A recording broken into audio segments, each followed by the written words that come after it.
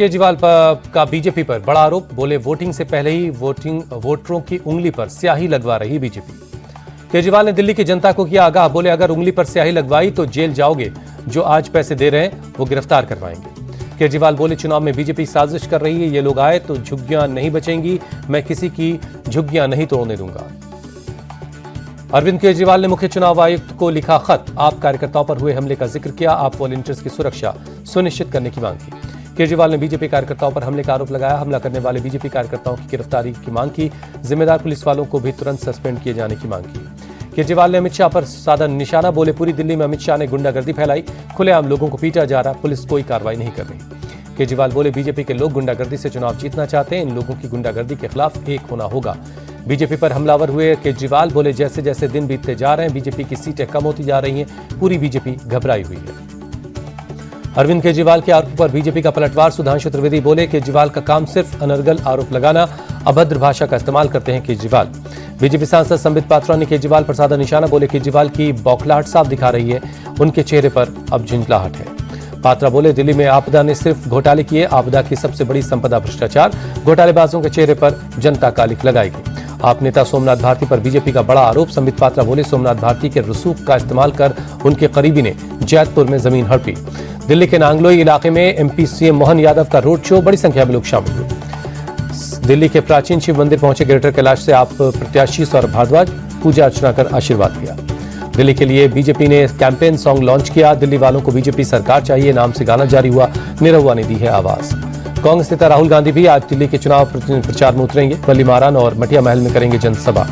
कांग्रेस नेता प्रियंका गांधी सीमापुरी और बाबरपुर में करेंगी चुनाव प्रचार, जनसभा को भी संबोधित करेंगी। कांग्रेस अध्यक्ष मल्लिकार्जुन खड़गे आज मुस्तफाबाद में करेंगे रैली, पार्टी उम्मीदवार अली मेहंदी के लिए मांगेंगे वोट। दिल्ली के मुस्तफाबाद में ओवैसी ने की रैली, एआईएमआईएम उम्मीदवार ताहिर हुसैन के समर्थन में मांगा वोट। चुनाव से पहले अरविंद केजरीवाल को लगा झटका, आप छोड़ने वाले 8 विधायक बीजेपी में शामिल हुए। मजनू कटीला इलाके में पंजाब के मुख्यमंत्री भगवंत मान और राघव चड्ढा ने रैली की, बॉलीवुड सिंगर मीका सिंह भी मौजूद रहे। टीएमसी सांसद महुआ मोइत्रा ने दिल्ली विधानसभा चुनाव में आप के लिए प्रचार किया, कहा आम आदमी पार्टी की सरकार आम जनता के लिए काम कर रही है। केजरीवाल के घर के बाहर कांग्रेस नेता उदित राज का प्रदर्शन, अमृतसर में अंबेडकर की प्रतिमा से हुई छेड़छाड़ का विरोध किया। शिंदे गुट के नेता और महाराष्ट्र के मंत्री गुलाब राव पाटिल जलगांव में बोले भगवा झंडे के कारण ही मैं मंत्री बना, चुनाव में अन्य लोग एक तरफ और भगवा एक तरफ था। बिहार के डिप्टी सीएम सम्राट चौधरी ने लालू यादव पर साधा निशाना, बोले लालू यादव ने बिहार को सिर्फ लूटा, लालू और उनके परिवार ने बिहार के लिए कुछ नहीं किया। पूर्व डीजीपी आरपी ठाकुर होंगे आंध्र प्रदेश सरकार के नए सलाहकार, नायडू सरकार ने 2 साल के लिए सलाहकार नियुक्त किया है। मोदी सरकार 3.0 का पहला पूर्ण बजट पेश हुआ, मिडिल क्लास को बड़ी राहत, 12 लाख तक की कमाई पर कोई टैक्स नहीं लगेगा। बजट में वित्त मंत्री निर्मला सीतारमण का बड़ा ऐलान, अगले हफ्ते नया इनकम टैक्स बिल लाएगी सरकार। बजट में चुनावी राज्य बिहार के लिए सौगातों की बारिश, मखाना बोर्ड और national institute of food technology का ऐलान। बजट में किसानों के लिए बड़े ऐलान, किसान क्रेडिट कार्ड की सीमा बढ़ाकर 5 लाख की गई। हेल्थ सेक्टर पर भी मोदी सरकार का फोकस, सभी जिलों में डे केयर कैंसर सेंटर खोले जाएंगे। पीएम मोदी ने बजट को आम आदमी का बजट बताया, कहा यह विकसित भारत के मिशन को आगे बढ़ाएगा। बजट के बाद वित्त मंत्री निर्मला सीतारमण ने की प्रेस कॉन्फ्रेंस, कहा विकसित भारत की दिशा में यह बजट है। गृहमंत्री अमित शाह ने बजट को मोदी सरकार की दूरदर्शिता का ब्लू प्रिंट बताया। रक्षा मंत्री राजनाथ सिंह ने बजट को विकसित भारत के सपने को साकार करने वाला बताया। यूपी के सीएम योगी आदित्यनाथ ने बजट को बताया लोक कल्याणकारी, कहा विकसित भारत का लक्ष्य इससे पूरा होगा। बजट को लेकर राहुल गांधी ने मोदी सरकार को घेरा, कहा गले गोली के घाव पर एक पट्टी लगा दी गई है। प्रियंका गांधी ने भी बजट पर उठाया सवाल, कहा टैक्स में 12 लाख की छूट दे दी, लेकिन महंगाई कम करने का कोई बात नहीं हुई। बजट को लेकर तेजस्वी यादव के बयान पर उपेंद्र कुशवाहा का पलटवार, कहा उन्हें बजट समझ में नहीं आया, बजट से पूरा देश खुश है, खासकर बिहार के लोग। आरजेडी सांसद मनोज झा बोले बजट में बिहार के साथ नाइंसाफी हुई, बेरोजगारी का संकट गहराता जा रहा है, बीजेपी उससे निकालने के लिए क्या रास्ता दिखा रही है। आम बजट पर बोले आप नेता सौरभ भारद्वाज, बजट में आम आदमी के लिए कुछ नहीं, सरकार का नुकसान बढ़ा, सकल घरेलू उत्पाद भी घटा है। बजट को लेकर संजय राउत बोले मोदी सरकार का हर बजट चुनाव के लिए होता है, पीएम की खासियत है वो देश का बजट नहीं चुनाव का बजट बनाते हैं। प्रयागराज महाकुंभ का एक और अद्भुत ड्रोन वीडियो आया सामने, संगम के किनारे स्नान करते दिखे लाखों लोग। वसंत पंचमी पर प्रयागराज महाकुंभ में उमड़ा लोगों का सैलाब, सुबह सुबह लाखों लोगों ने लगाई डुबकी। 3 फरवरी को बसंत पंचमी के मौके पर तीसरा अमृत स्नान होगा, सीएम योगी ने संगम घाट जाकर तैयारियों का जायजा लिया। आज से 4 फरवरी तक प्रयागराज में बाहरी गाड़ियों की एंट्री बंद, बसंत पंचमी के स्नान को देखते हुए प्रशासन का फैसला। प्रयाग के सभी रेलवे स्टेशनों पर 1 वे की व्यवस्था, श्रद्धालुओं को अपनी निजी गाड़ी भी शहर के बाहर बनी पार्किंग में खड़ी करनी होगी। हेलीकॉप्टर से भीड़ और सुरक्षा की निगरानी कर रहा प्रशासन, कल होगा तीसरा अमृत स्नान। प्रयागराज में भगदड़ पीड़ितों से मिले मुख्यमंत्री योगी आदित्यनाथ, अस्पताल जाकर घायलों का हालचाल लिया।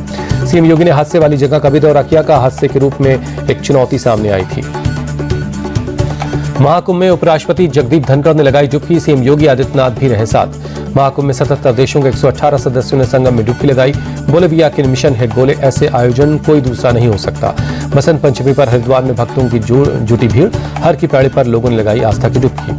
हरिद्वार में भी बसंत पंचमी पर उमड़ा लोगों का सैलाब। हर की पैड़ी पर गंगा नदी में श्रद्धालुओं ने स्नान किया।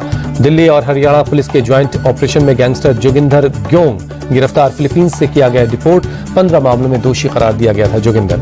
कालाहांडी पुलिस को मिली बड़ी कामयाबी। अंतर्राज्यीय डकैती गैंग के 8 सदस्य पकड़े गए। 3 करोड़ रुपए से ज्यादा कैश और हथियार भी मिला। लखनऊ में अवैध प्लॉटिंग और अतिक्रमण के खिलाफ कार्रवाई। 7 करोड़ 56 लाख से ज्यादा की जमीन मुक्त करवाई गई। ओडिशा के कालाहांडी में 8 लुटेरे पकड़े गए। उनके पास से 3.5 करोड़ कैश बरामद हुआ है। राजधानी दिल्ली में शीतलहर का प्रकोप। कई इलाकों में सुबह छाया रहा घना कोहरा। विजिबिलिटी काफी कम रही। डोडा के भसेला में जबरदस्त बर्फबारी। पहाड़ों पर बिछी बर्फ की सफेद चादर। खूबसूरत तस्वीरें कैमरे में कैद हुई। जम्मू कश्मीर के श्रीनगर में जबरदस्त ठंड। न्यूनतम तापमान 1 डिग्री सेल्सियस तक पहुंचा। दिल्ली में संडे ऑन साइकिल कार्यक्रम। केंद्रीय खेल मंत्री मनसुख मांडविया ने कार्यक्रम में हिस्सा लेकर खुद साइकिल चलाई। दिल्ली में नौसेना हाफ मैराथन का आयोजन हुआ। केंद्रीय खेल मंत्री मनसुख मांडविया ने दिखाई हरी झंडी। वडोदरा में इंटरनेशनल मैराथन का आयोजन। सीएम भूपेंद्र पटेल ने दिखाई हरी झंडी। बड़ी संख्या में लोगों ने हिस्सा लिया। जयपुर में मैराथन का आयोजन हुआ। सीएम भजनलाल शर्मा और राज्यपाल ने दिखाई हरी झंडी। बड़ी संख्या में लोगों ने शामिल हुए। क्रिकेटर सचिन तेंदुलकर को बीसीसीआई ने किया सम्मानित। Colonel CK Naidu lifetime achievement award से नवाजे गए।